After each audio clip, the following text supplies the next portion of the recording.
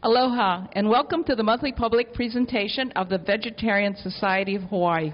Since 1990, the Vegetarian Society of Hawaii has been following our mission of promoting human health, animal rights, and protection of the environment by means of vegetarian, whole food, plant-based, vegan education, as we've grown to become one of the largest volunteer, nonprofit vegetarian societies in the nation.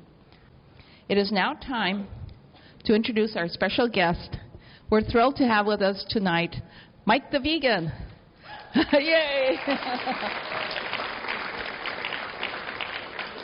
Mike has a bachelor's degree in sustainable living and is currently pursuing a Master of Public Health degree at the University of Missouri. He is an industrial designer who designs water purification systems for the developing world. He is also a vegan science YouTuber who covers a variety of topics, from the health benefits of a vegan diet and the environmental impact of eating animal products to the sociological phenomenon of casual animal exploitation. Based in the United States, he regularly tackles debunking the myths that perpetuate harmful dietary and lifestyle behaviors, all with a drop of humor that he says only he thinks is funny.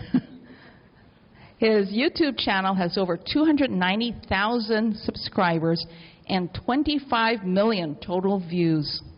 Mike's presentation tonight is entitled Top Vegan Myths Debunked. Please join me in welcoming Mike the Vegan. All right, thank you so much. I have been so happy since I got in Hawaii, but I'm from Iowa, where we just don't have what you guys have. I came here and it was like even the airport was nicer than anywhere in Iowa. So that was amazing. And so, as you know, I am going to talk about the top vegan myths debunked. And so right off the bat, if you're vegan, have you died of a protein deficiency? Raise your hand if you have. She wasn't sure. She wasn't sure, but she didn't. And so, there's just so many myths, and we're going to try and cover a lot of them. We're not going to cover all of them because there's just too many to cover, period. But we're going to go for it. We're going to do the best we can. And one thing she didn't mention about my channel is that I really go for the science. When I started my channel, I didn't really see that much science in the YouTube community. A lot of people were making claims, and they weren't necessarily backed up. So my goal is whenever I make a claim as a vegan, just in general, it's a good practice, is to always have a study that is right there, in my case, linked in the description, so that everybody can trace back the information. So that's where I came from. I came from trying to find the best information and really just making the strongest case, because I was a super skeptical person who was very resisting going vegan. I was like, if I don't get that ounce of animal protein, I'm gonna die somehow. And so I needed to just collect as much information as possible to make the best case to people, because we're living in a climate of the side effects of veganism being not great. So yeah, this is sort of what we're dealing with. We're dealing with friends and family, and obviously not everybody here is vegan, but if you are, you're dealing with some outrageous claims. I remember I was vegan, maybe for a couple years, and my mom was still getting used to it, and I weighed exactly the exact same weight that I did before I was vegan. And she comes up to me and she goes, "Oh my God, Michael, your arms look so brittle. Your arms are gonna snap. Your bones are gonna snap." I'm like, "Mom, I weigh exactly the same amount. There's no, why are you saying this?" She said, "Because you're a vegan, and there's nothing I can do about it." So we have to change people's minds. And that's just the reality of the situation. So we have the main areas of myths that mimic the three quote-unquote legs of veganism. We got your health myths, we have your environmental myths, and we have those animal myths. And the extra little flavor we're going to add is that I'm also going to be talking about myths that vegans spread. I've been guilty of this too. Everybody's guilty of spreading myths. It's just how we roll. We can't be right all of the time, but we can do our best. And so that's what I'm all about. So just really rewinding it back to the very core, a myth is simply a commonly believed but false idea, according to Cambridge. So fancy definition. And myths, they can be kind of alluring. We're always thinking about the unicorn and so forth, but the reality is, as alluring as myths can be to hold on to sometimes, that's the closest we got to a real unicorn, let's be honest. That is basically a rhinoceros that lived in prehistory. So we sometimes have to bring it back down to street level. And so myths are nice to believe, but it's good to move on from them. So we all believe myths. These are some myths that I believed, just zooming out to open people's mind, coming at this with humility, just knowing that there's probably myths you believe. I believe this, that the tongue has taste zones. It does not technically have taste zones, and we're all shown this in school, at least I was. And the reality is your whole tongue can taste all of those things, and we just said it. Another one, Julius Caesar was born of a cesarean section. No, he was not. And these are just things that we're told, and we just absorb, and that's just that. And the final one is that Thomas Edison invented the light bulb. That one, thankfully, is fading more. But so I want to come at this, with a little bit of humility, and start with those vegan health myths. So vegan transition myths, you got your standard dying of protein deficiency, for dudes especially losing all muscle, which is worse than dying for a dude, apparently. Getting man boobs from soy. Yeah, sorry for the graphic imagery. That's something we're going to cover. Guaranteed vitamin deficiency is sort of the attitude that a lot of people have. And finally, if you're vegan, getting stranded on a deserted island is something you've probably heard a lot, because people are always asking, what would happen if you got stranded on a deserted island with your ethics? How you would die because you couldn't kill that boar. You'd have to just choke, this metaphorical boar. I don't know. So let's just start. Let's just go right into it. Protein. That's what most people are concerned about right off the bat. So the myth that I believed that was keeping me from going vegan was that we required animal protein for some reason. There was some magical aspect of animal protein that we required. And along with that plants don't have those essential amino acids. They are incomplete. And also that only animal protein is complete. And finally, the crazy one, that you have to magically combine and do calculations of all the amino acids just to get your complete amino acids on a plant-based diet. And obviously, these are all not true. And that one, it came from Frances Moore Lapé's Diet for a Small Planet. And she later said, no, I was wrong about that. But yet, it just sunk into people's brain. They loved it. They grabbed onto it. And I will probably hear that until the day I die, but I'll try and debunk it. Okay, breaking news, meat is not oxygen, and you can live without it. All right. So this is looking at a cup of black beans. These are the 11 essential amino acids. And as you can see, just a cup of black beans gets you a pretty well on the way to everything that you need in the entire day in terms of those essential amino acids. Cup of lentils, pretty good too. Soybean, this is why you see a lot of soy protein and stuff. It's super high in protein. That's just a cup and you're there. Like protein, it's ridiculous. But then I will say, on to those vegan myths. There's some people who, eat a fruitarian diet, and I think that's cool. Like, go for it, eat a fruitarian diet, especially not in Iowa, though. It's too hard. It's like it's battery acid lemons and all that stuff. But this is looking at 2 medium oranges. And so even 2,000 calories a day of oranges, you're not going to quite make the leucine. And I would say you don't have to, if you don't reach protein on one day, then you're not going to die. That 56 grams or whatever it is that most people don't even know that that is the minimum required amount. But it's still just worth noting, no, it is a myth to say that any plant food that you eat will get you enough protein. That's just not true. But in general, we're looking at those other guys, and you're getting there. You're getting there easily with those beans, those nuts, those seeds, legumes. So we don't have to go overboard with it and do a myth in another direction, but that protein is there. All of those essential amino acids are there. That protein that is eaten by those animals came from plants, so just go directly to the source. So myth, okay, so this logically transitions into the myth that I will lose all my muscle because I don't have protein. Quick, short answer, nope. And this, I just love this. This is not like a scientific argument, but vegan diet, still more buff than any human. That's a gorilla. Yeah, you can say they eat like a few insects, but still. The idea is they will kick your butt. Okay, there are many elite athletes that have set strength records after going vegan. We have Kendrick Ferris, most notable in my opinion, who is the only male weightlifter on Team USA to make it to the Rio Olympics, and he set a US record lifting 460 pounds. We also have Jake over here who has lifted logs over his head and run, and he spoke here, so maybe some of you are familiar with him. There he is, yep, kicking butt over there. So 460 pounds, set that record as a vegan, and that's just the tip of the iceberg. I mean, we had Carl Lewis setting the world record running when he was vegan, and we have Patrick Baboumian, world strongman, lifting arguably more than any human. And so this is pretty interesting. All those animals killed for protein, and sadly still lower levels than vegans. And this is looking at the blood protein levels. That's the normal range, 35 to 55. You notice anything? Vegans are higher than meat eaters. This is, it's crazy. It's completely upside down. So I always joke, you should be, I should be asking you where you get your protein. Where's all the protein going? And so there's a few theories as to why this is. But first, people say, this is Vegan Sidekick, great comics if you've ever seen them, but what people will assume will happen when you become vegan, you'll be a zombie who'll be like, oh, I need protein. But what actually happens is all of your friends that eat meat come up to you and ask, must talk about protein all the time anyway. So this is the theory behind that. Why would vegans have higher protein? And one possibility, I don't want to speak in absolutes here, but one possibility is the lower inflammation, because we have C-reactive protein in our blood, which is a response to inflammation.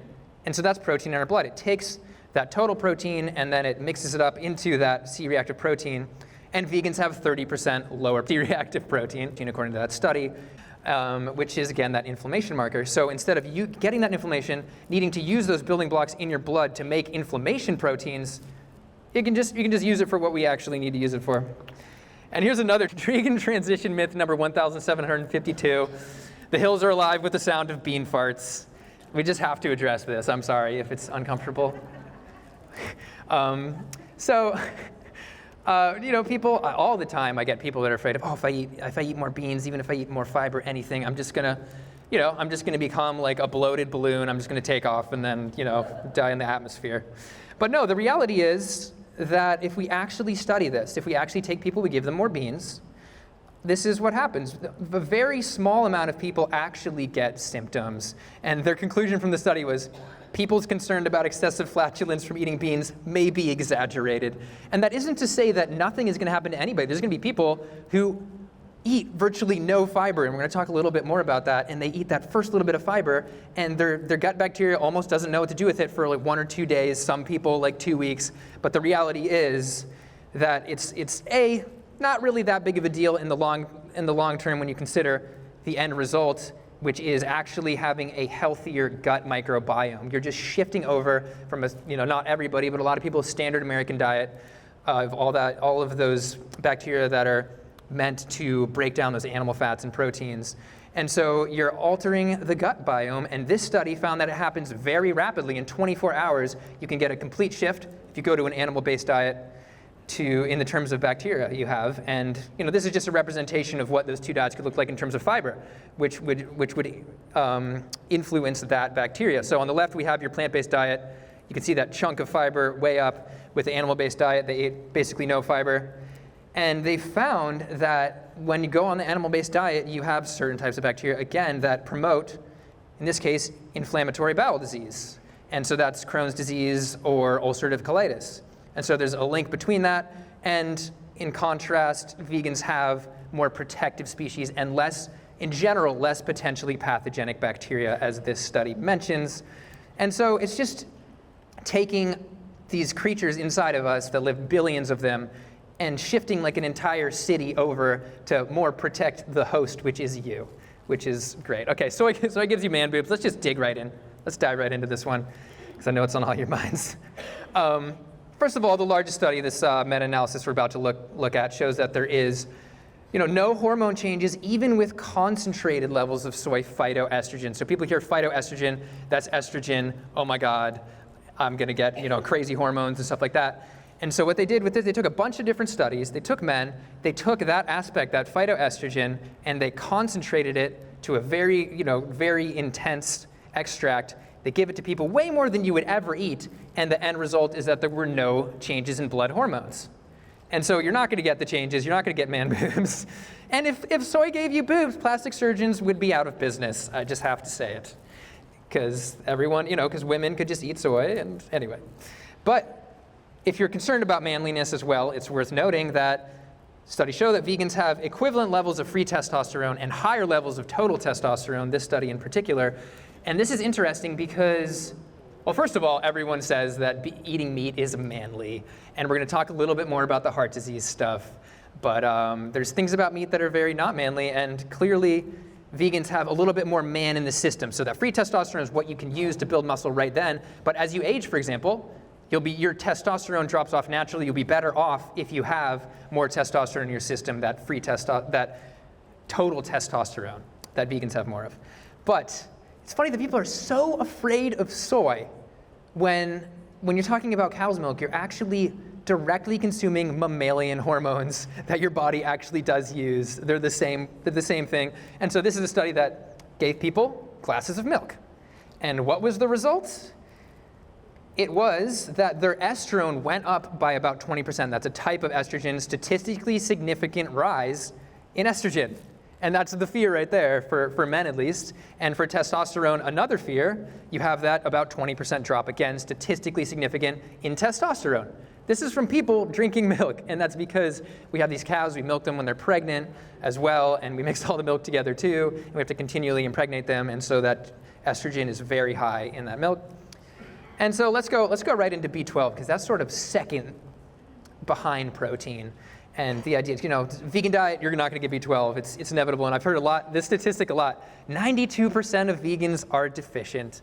And this is a guy named Chris Gunners. He's like sort of a low carb blogger guy. And he said, in fact, B12 deficiency is very common in vegans. One study found that a whopping 92% of vegans are deficient in B12. And so let's see what study he's talking about. He's talking about this study from the 80s of like maybe a dozen vegans, and of those vegans, just the ones that didn't take a B12 supplement.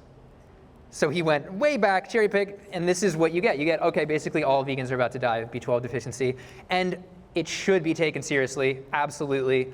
But we can take supplements. We have so many fortified foods nowadays that it's a lot easier. And in fact, a recent study from Switzerland found that there was statistically no difference in terms of statistical significance between omnivores and vegans in terms of their B12 deficiency rate. Sorry, that was a long sentence.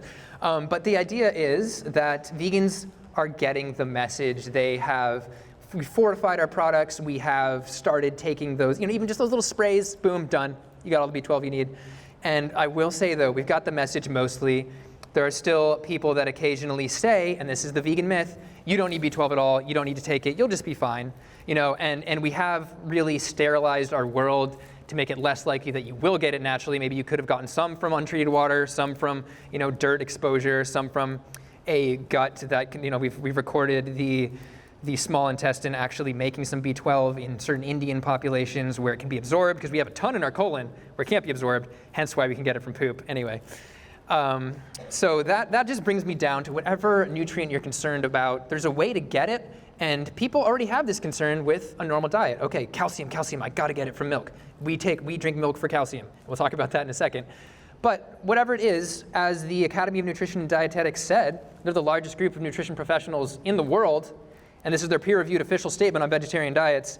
They say that adequately planned vegan diets are nutritionally adequate. Appropriately planned diets are nutritionally adequate for all stages of life, including athletes, including pregnancy, and so forth.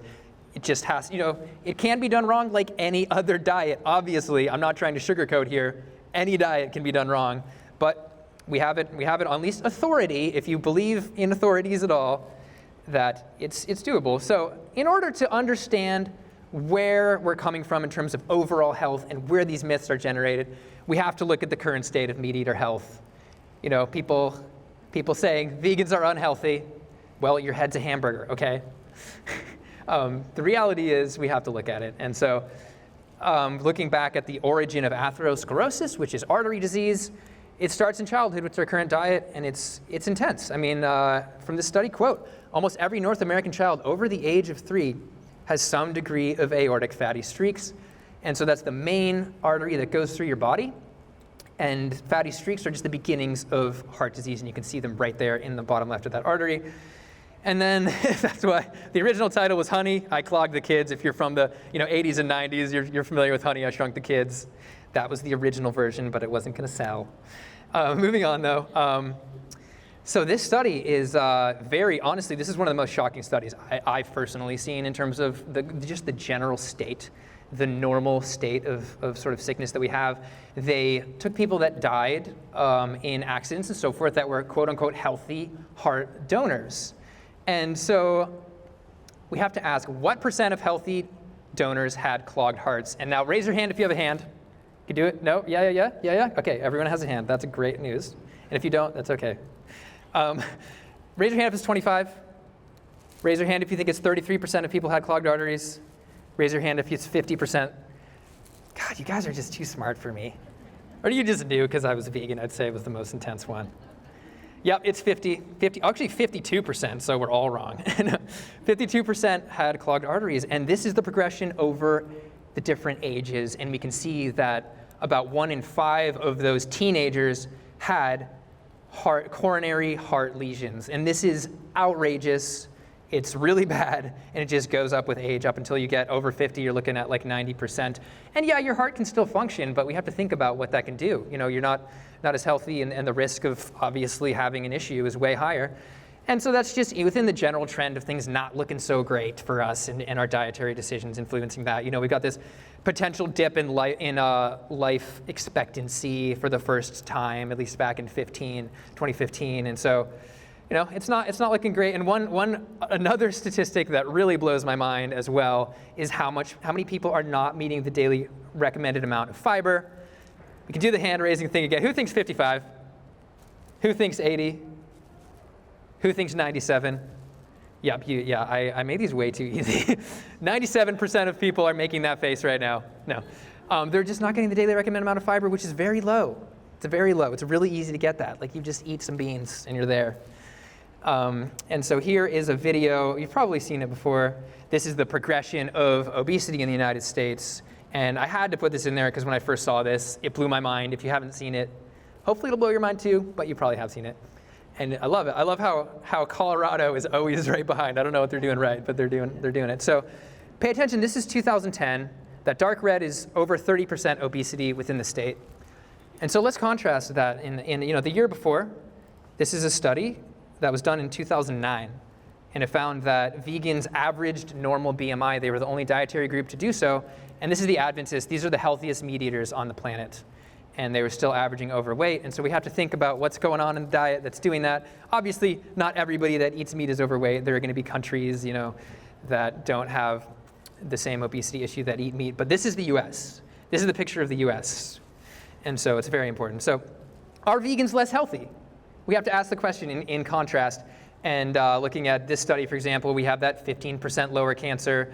We have that 78% lower total diabetes risk, which is out of control high, as well as 60% lower high blood pressure, 42% lower male heart attack risk. That's just huge because males have more heart attacks, and 15% lower mortality as well. So this is the picture that we're looking at least in terms of the epidemiology.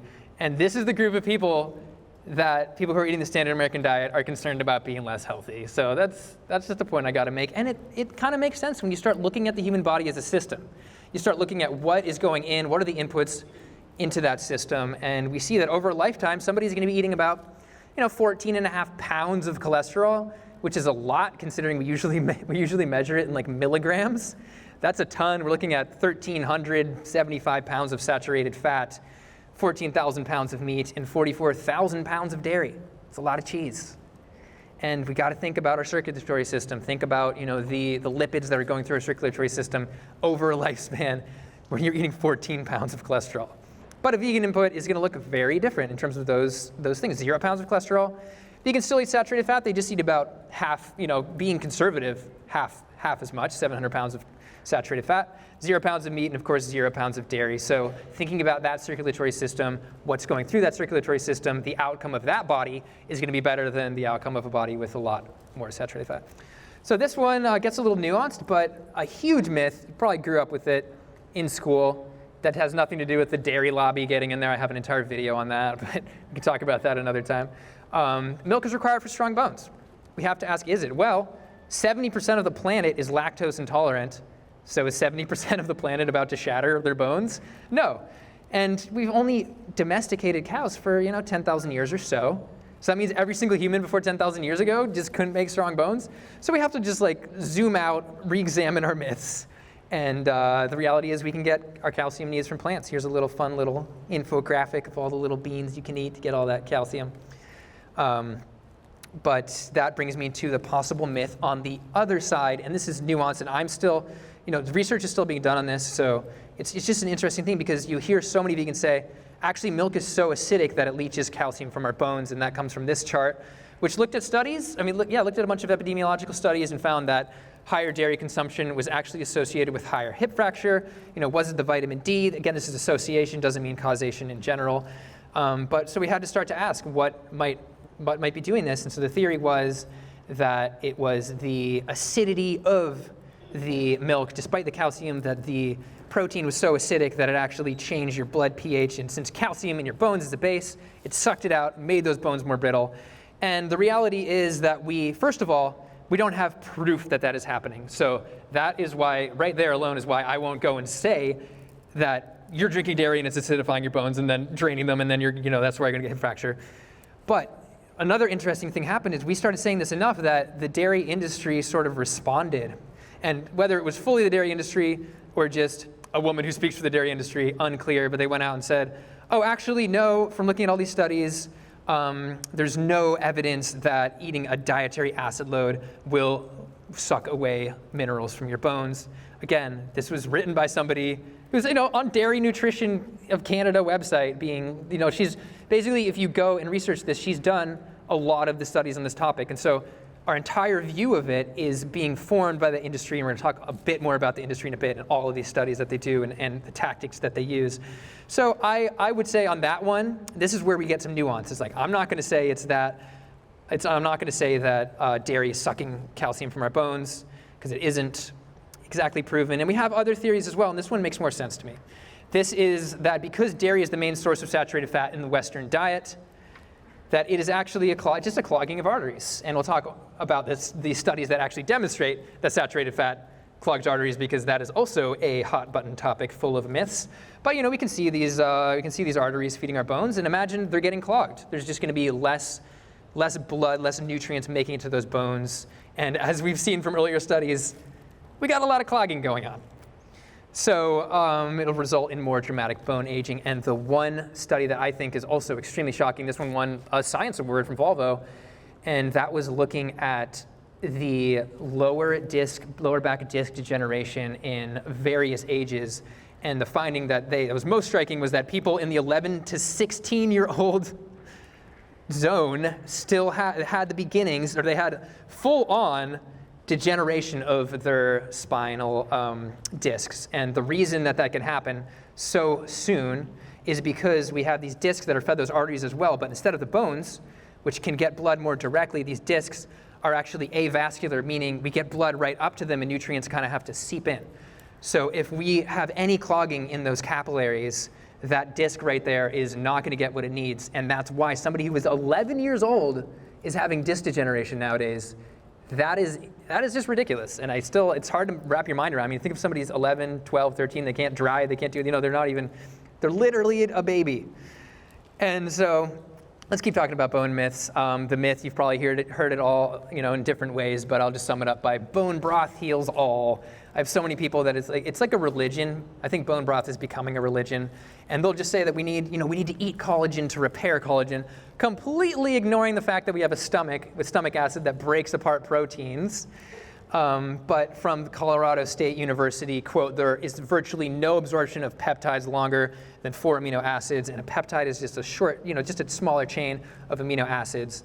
And so let's have fun. Let's have fun again. Let's do another guessing, and I have a feeling which one you'll guess, but who knows. Raise your hand if you think that the collagen sequence is only 4 amino acids long for a human. Raise your hand. Maybe 15? No takers? 1,000?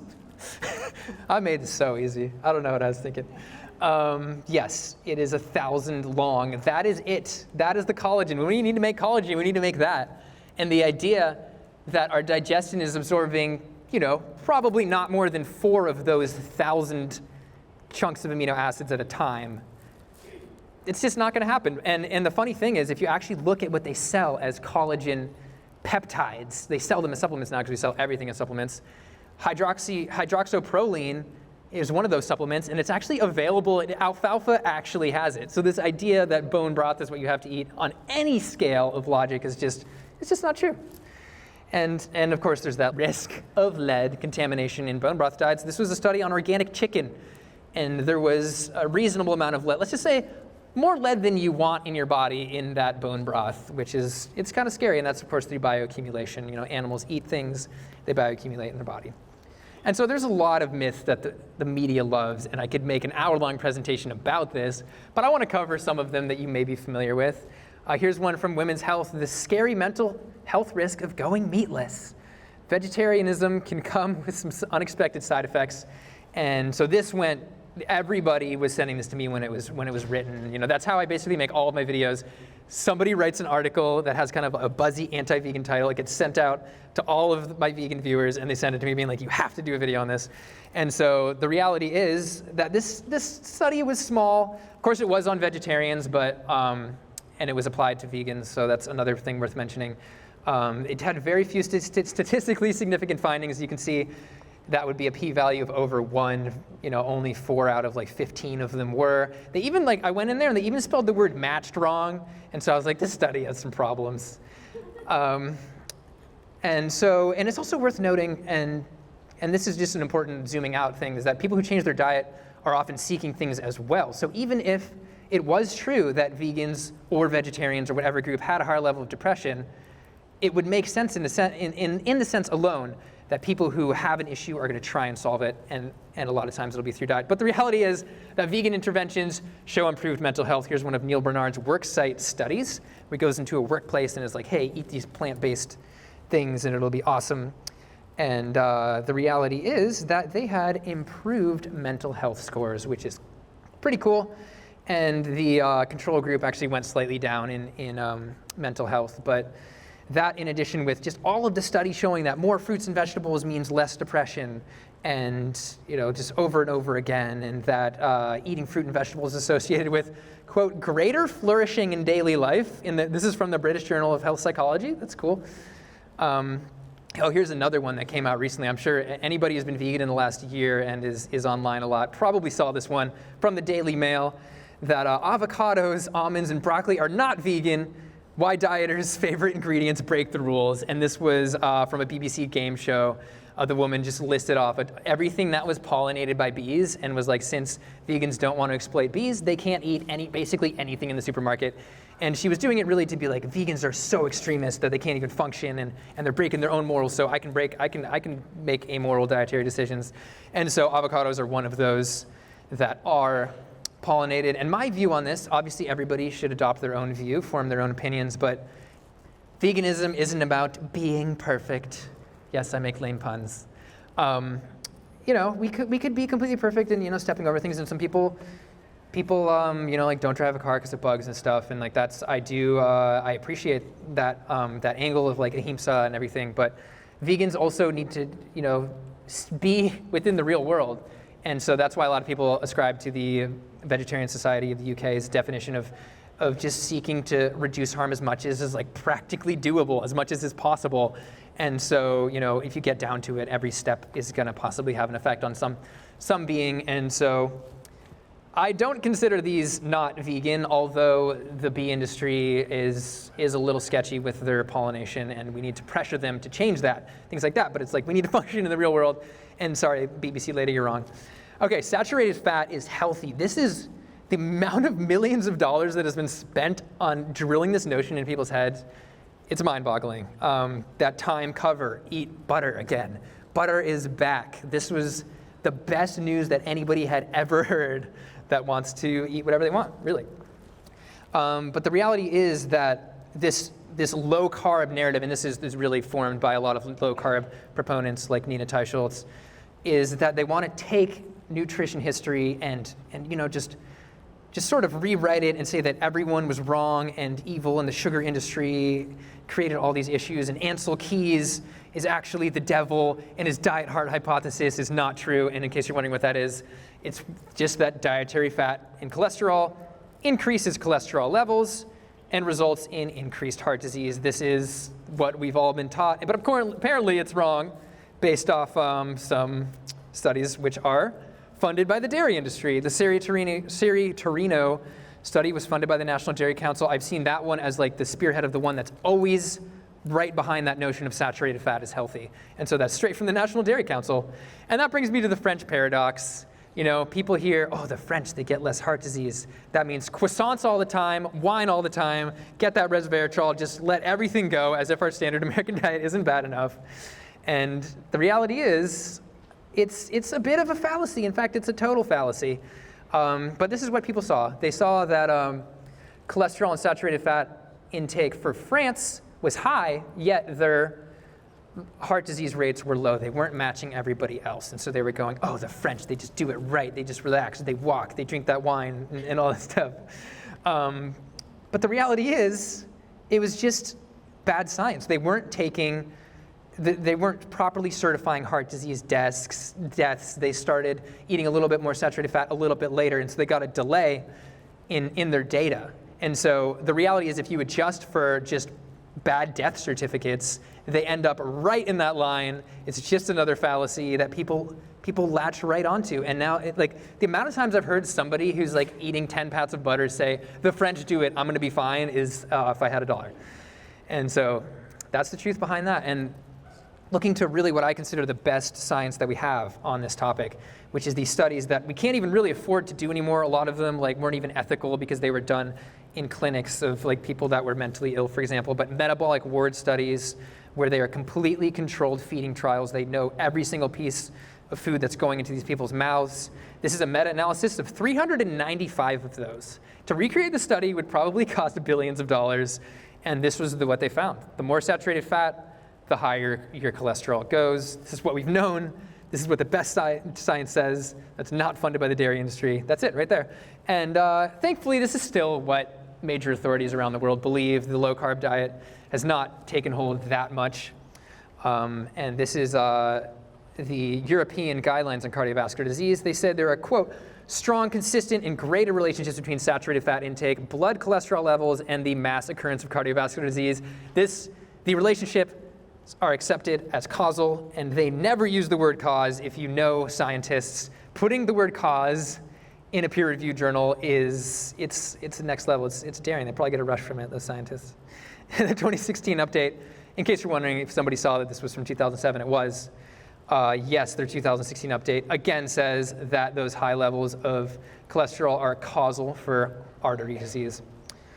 And another one, people always go, Inuits though, Eskimos though, they ate super high seal blubber, and they're great, they're awesome, they live forever, and they're so healthy and trim and so forth.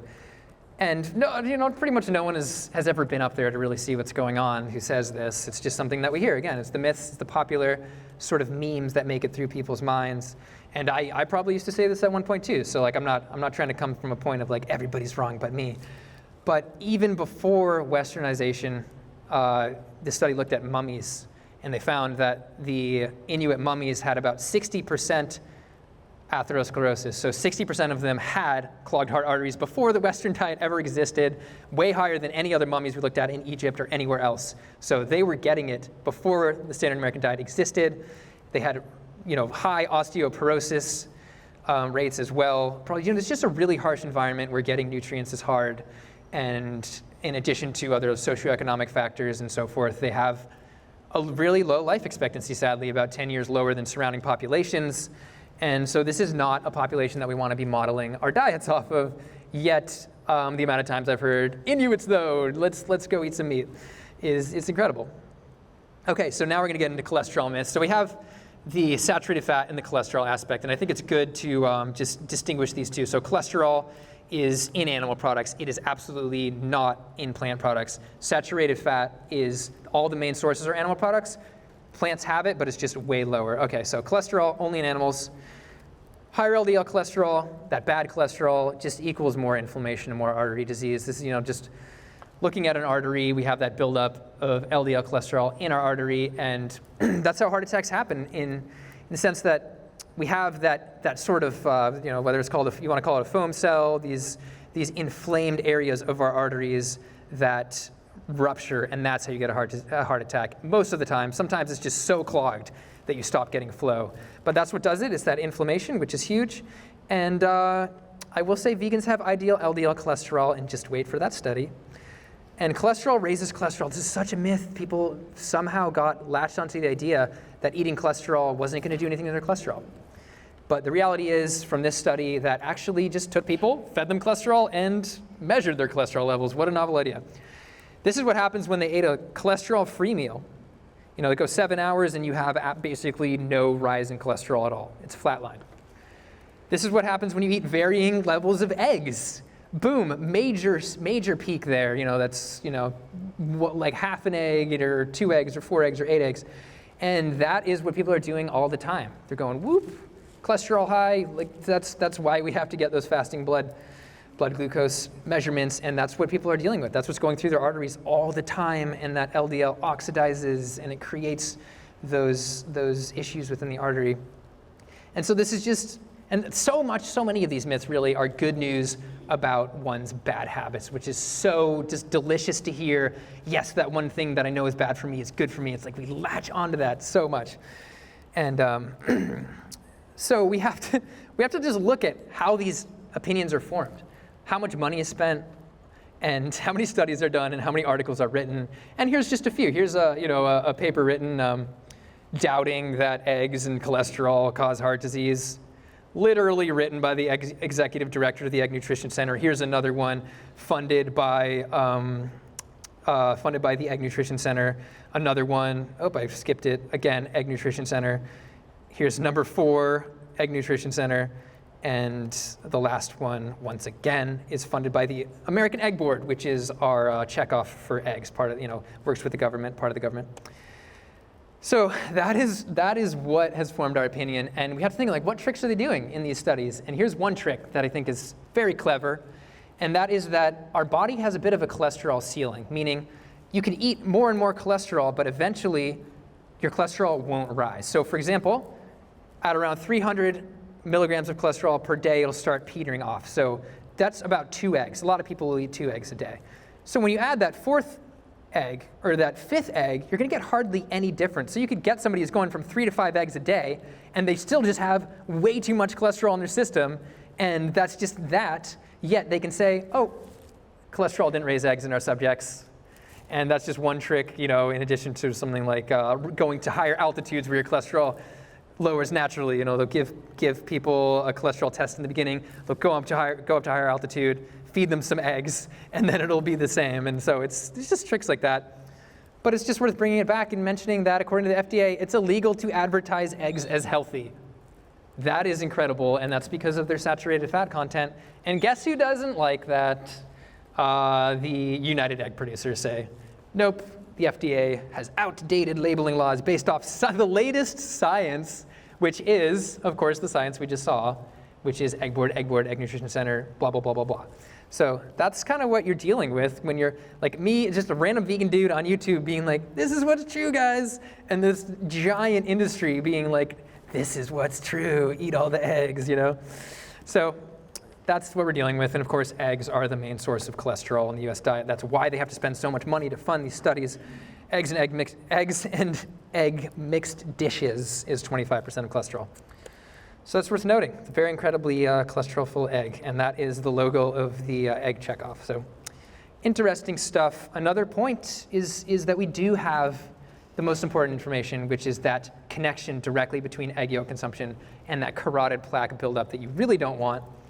And we can actually compare it directly to smoking cigarettes. On the left is pack years of cigarette smoking and carotid plaque. On the right is egg yolk years, egg yolks consumed, I love that metric, and carotid plaque. And you can just see, whoop, goes up in the same sort of fashion.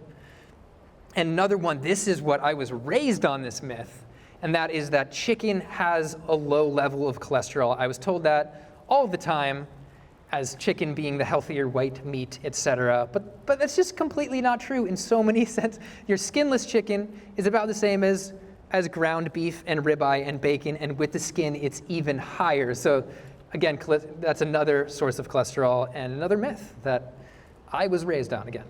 So we have to think about what ideal cholesterol would be then. And according to Lauren Cordain, this is a study written by the founder of the paleo diet, going back to the low carb movement. And there's nobody on that diet that I'm aware of, maybe there's somebody, that has ideal LDL cholesterol, which they say is between 50 and 70. And here's a study that really demonstrates it's between 50 and 70, at least possibly even lower. So this is looking at different levels of that LDL cholesterol and the amount of sort of clogged or inflamed sites in the artery. This is artery damage and cholesterol level. And the only section there that has hardly any, this is the 50 to 70 section. In fact, 50 to 60 is even better because there's absolutely no progression of atherosclerosis in that. I have to say, I got my blood test done and it's right there between 50 and 60. And it's because I'm vegan, and there's no doubt about that. And the average level of LDL cholesterol in U.S. vegans, I know you guys are going to guess it right, so I'm just going to crank it out there. Is it 67, 103, or 117? And the reality is that, as you guessed, because you're smart, it's 67. And in fact, those numbers are looking at vegans versus lacto-ovo versus non-vegetarians. So it goes up. The more animal products you add, the higher that LDL is. And I just want to go back really quickly. So we can look at 117 right here. It's about in the middle. So we're seeing quite a high amount of atherosclerotic progression for just the average person, which we saw in those heart donors as well. So let's talk more about low-carb diets. They're kind of one of my favorite topics to talk about in terms of the myths, because they're so persistent, they're so passionate, they're so like the antithesis of vegans, and so we butt heads a lot. And it's used as an alternative diet to going vegan. So a lot of the myths that are written about vegans, like the one about B12 earlier, was written by somebody on a low-carb diet to kind of say, our diet's better, your diet's bad. The reality is, from the best data we have from this meta-analysis, we see that low-carb diets are associated with a 30% increase in mortality, which is ridiculous. Can you imagine if we had a study being like, vegans, they have 30% increase in mortality? We'd be destroyed. Like, people would be like, no one's ever going vegan. We have the lower mortality, and still people are like, I'm not going to do it. So that is huge, and of course it has that increased animal and environmental impact. This is replacing the few plant foods that people eat with even more animal foods.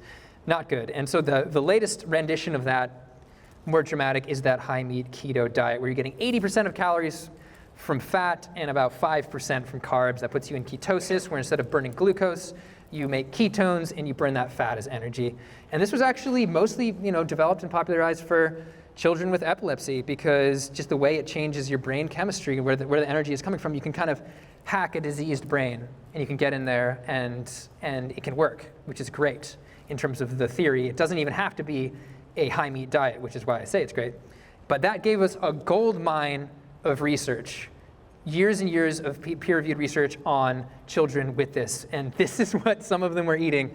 They wake up with 44 grams of cream cheese, eggs, heavy cream for lunch, heavy cream again, medium chain triglycerides, which is straight saturated fat, supposed to help get you in ketosis.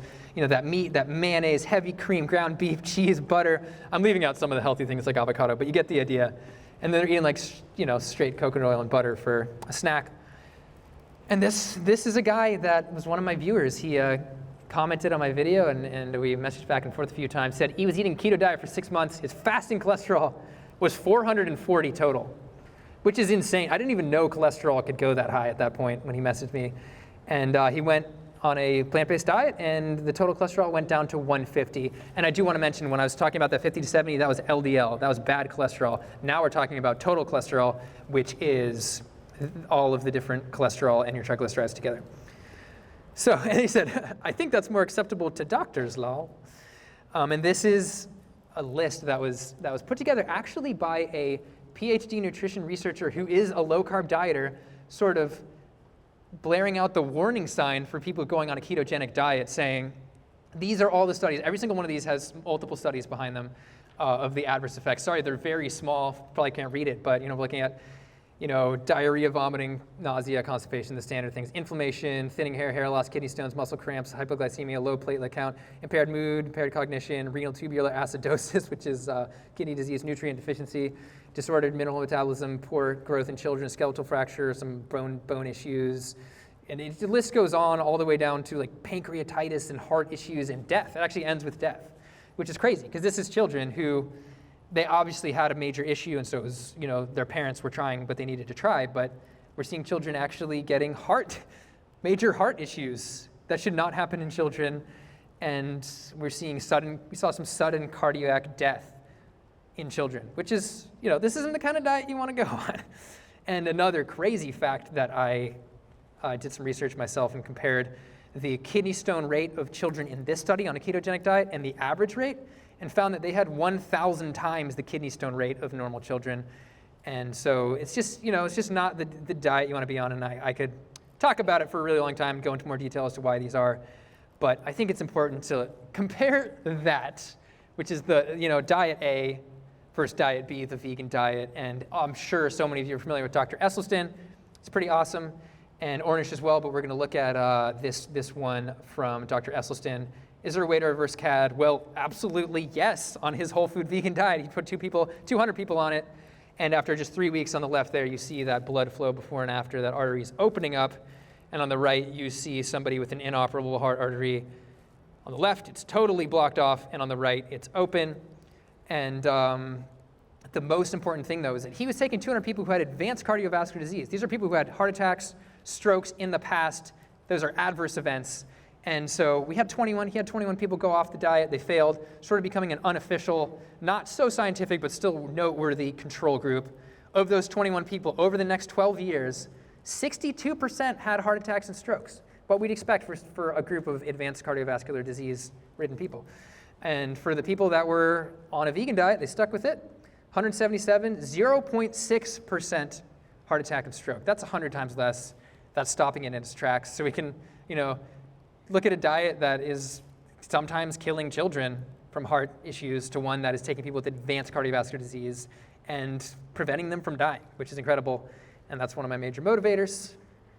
But then on the other side, we get this a lot, and I'm sorry if I've ever given anybody this impression that vegans are invincible. But the reality is those lower disease risks don't mean no disease risk. And that's why I think it's funny, we've had some popular YouTubers quit a vegan diet. And it's the idea that even if you had a 95% lower chance of getting something, still 5% are getting it, and they're gonna be like, oh, it was the vegan diet that gave it to me. And it's this mentality that just kills me. And obviously some people can do a vegan diet in a way that will make them sick. But again, if we're looking at those trends, they're better overall. And perfect example, vegans have 15% lower cancer, as I mentioned earlier, but that doesn't mean that a vegan diet cures cancer. So being level-headed, nipping the myths in the butt on both sides. And that brings us to the idea that all vegans are healthy, and I will be the first to tell you that they're not. In general, healthier, awesome. But all of them healthy? No. And processed foods are vegan, so that's why. I mean, vodka's vegan, Oreos are vegan. I don't know who watches Archer, but when someone assumes I'm healthy because I'm vegan, he says, I've literally had nothing but liquor and mangoes. I know some vegans like that. I'm sure you do too. And so that's where this study came out and said the press said not all plant-based diets are created equal when it comes to heart health. That is the study, and this is a chart that sums it up. And sorry for the very fine lines, but that top line up there is showing an increased trend of heart disease based off a unhealthy plant-based diet index. So they looked at all the unhealthy processed foods, looked at the healthy processed foods, plant-based foods, normal plant-based foods, and they made different indexes. The unhealthy one, as you can see, the higher you are on that index, the more processed foods you're eating, the higher rate of heart disease you have.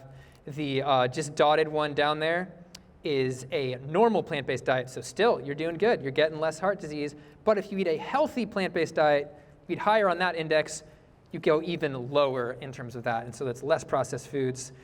And so, not every plant food is healthy, sadly. And this is one where I probably am the most controversial vegan on YouTube, or the most controversial topic for me. And it gets a lot of, dislikes when I talk about it, but I'm just a proponent of spreading the idea that oil is not a health food. And I was raised thinking it was a health food. And I heard the data, read the studies, and I no longer believe that. So let's talk about it for a second. Oil is another processed food.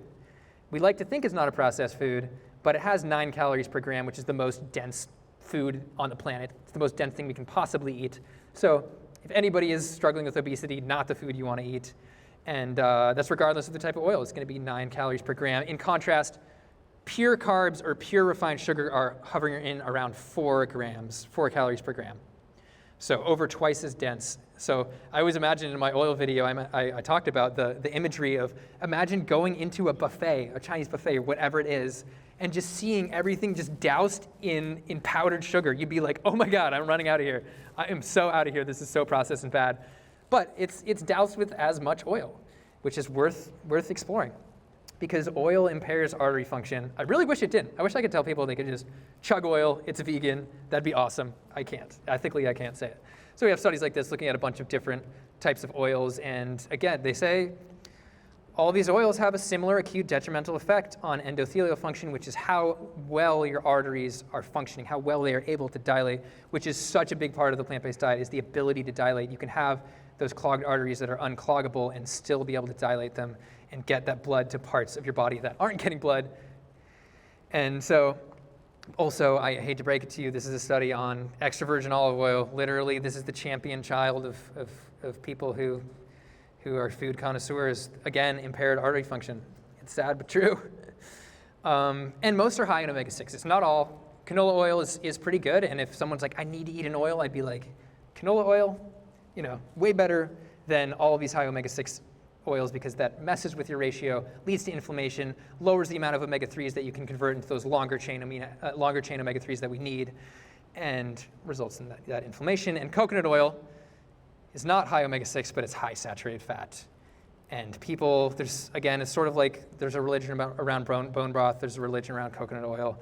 And from studies like this, it raises LDL, it raises your bad cholesterol, it has that saturated fat. There's no reason to believe the saturated fat in coconut oil is magical. It didn't raise as much as butter, though. So, if you're going from from butter to coconut oil, you're making a step in the right direction.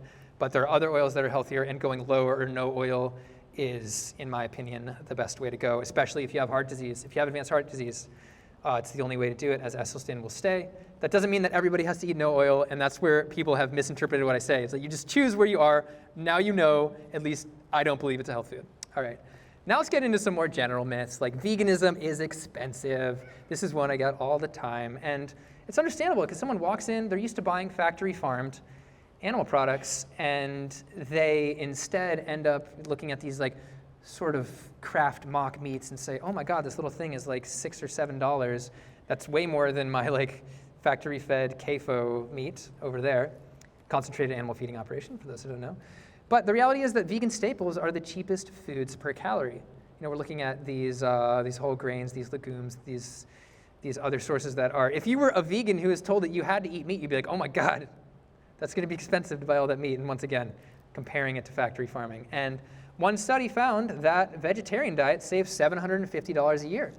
And there's no reason to believe that doesn't apply to a vegan diet as well, especially because this one family, and it's a very anecdotal, like this one family, but I think it's a cool story. This family went vegan and they saved enough money to go to Greece. And here's the article on them. They say they saved, approximately $2,600 in 6 months. And then they went to Greece, which is pretty cool. So at least you can't tell that family that veganism is expensive.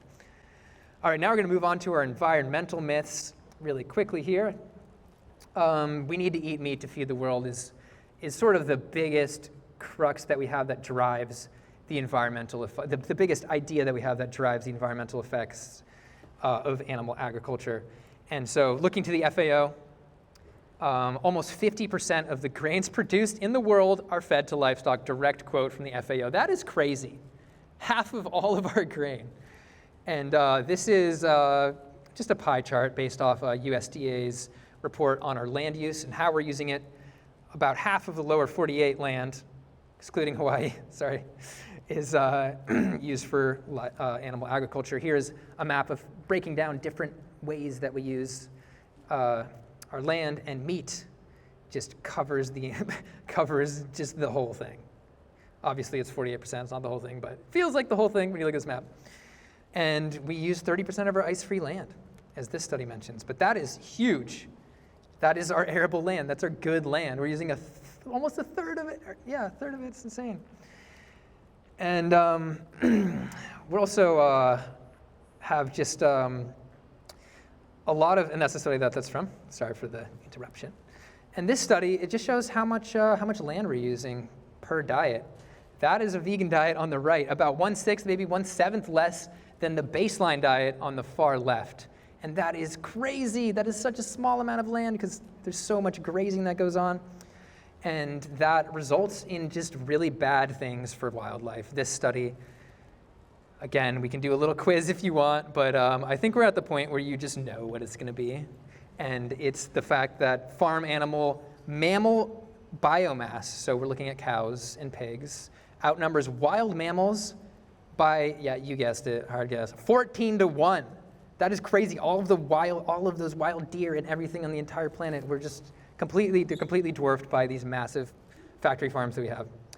And that's how we've lost our biodiversity. This is a study that just comes right out and says, though it is difficult to quantify, science speak, they're kind of dancing around it, animal product consumption by humans is likely the leading cause of species extinctions. There's a sixth mass extinction, and it's being driven by, as they say, human carnivory, fancy word, but that's us eating animals.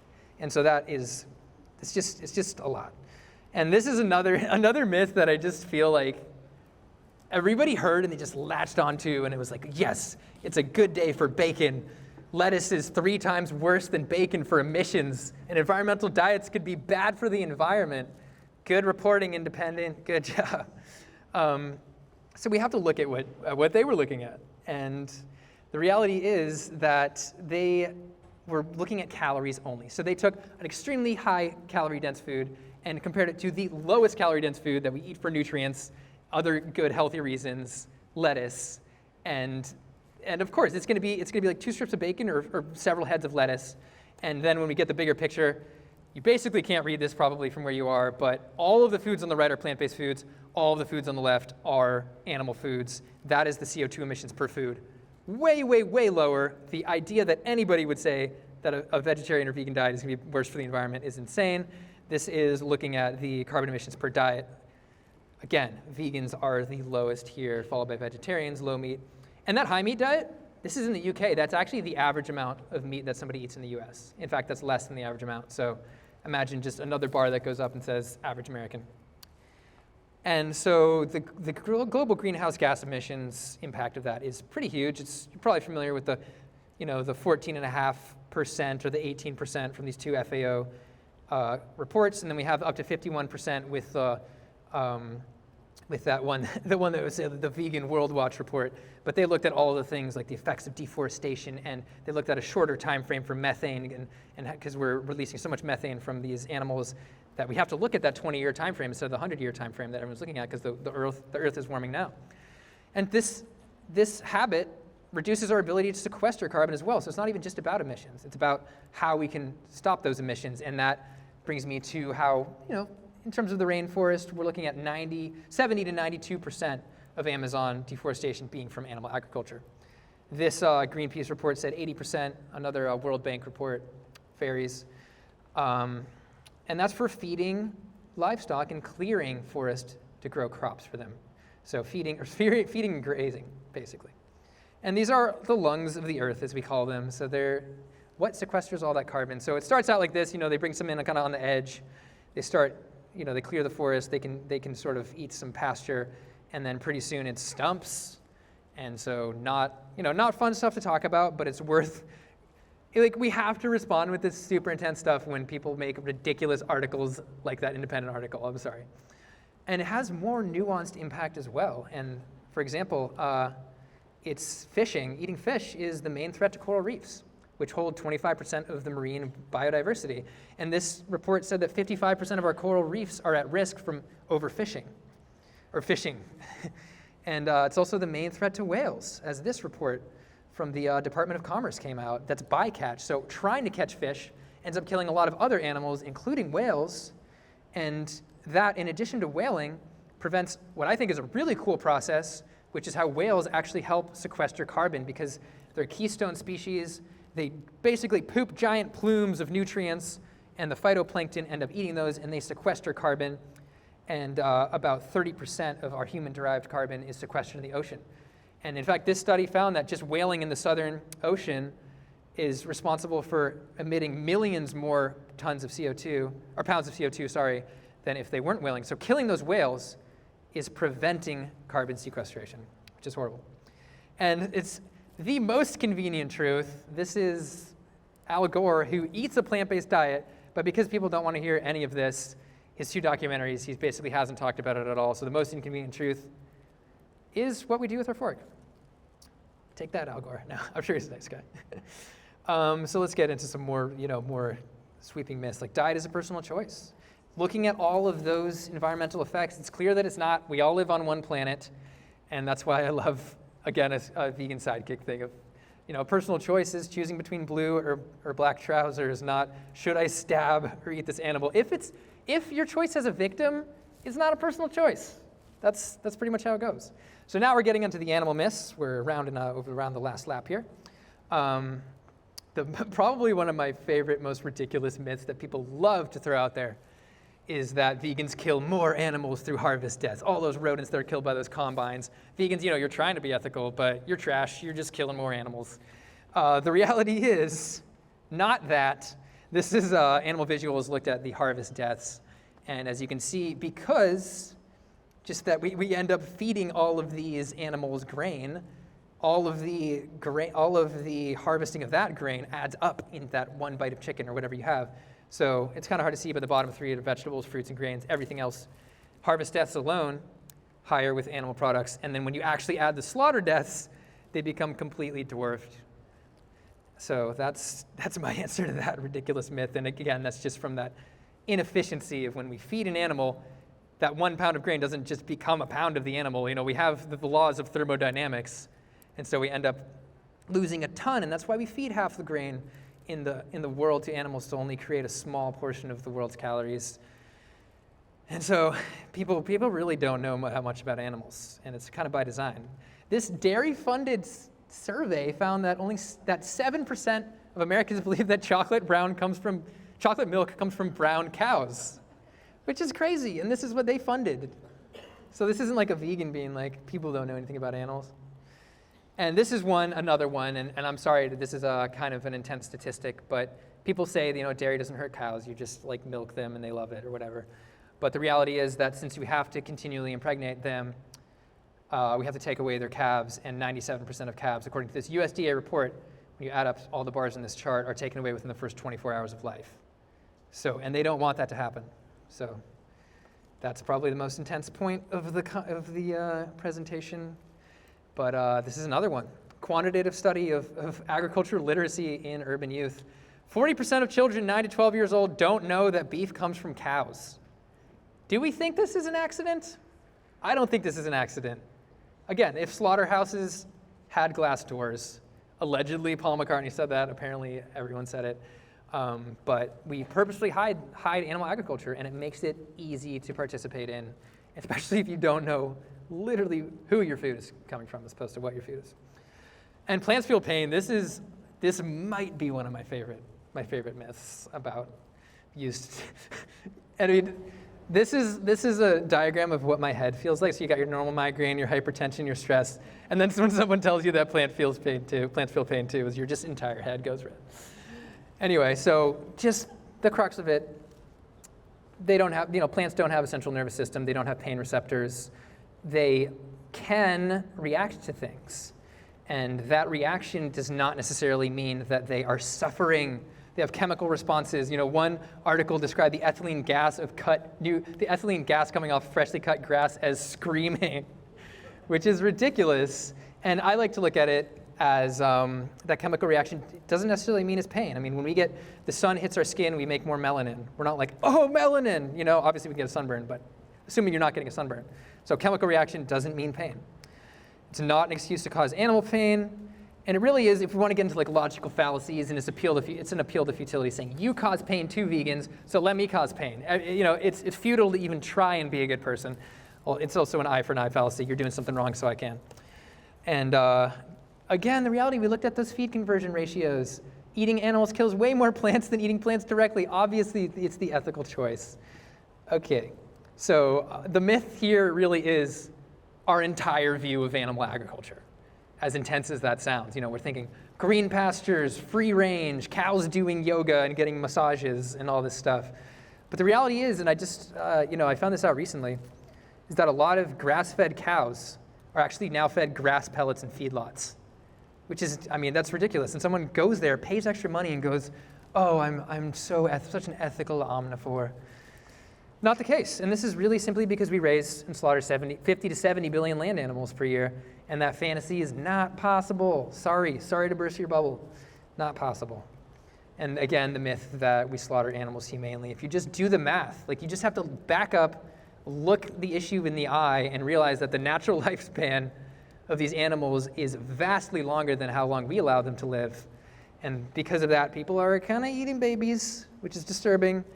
And again, there's just no humane way to kill an animal. And I will say, if you don't believe me that things are happening humanely in these places, just watch like a direct action everywhere video. They break into these humane farms, humane pig farms and so forth. And you can see it's not humane. We don't need to show it here. And then another one of my favorite ones is canines, though. We have canines. We're designed to eat meat. Therefore, it is ethical to eat meat. This is what it would look like if we had canines that could pierce flesh. That's not looking healthy. And yeah, even some herbivores do have longer canines as well that break into fruit. So even that alone is not necessarily right. And so we have this flat line of teeth that can't pierce flesh. I'm sorry, go and try and jump off the side of the road and pierce a cow's flesh. It's not gonna, I would love to see it, but it's not gonna happen.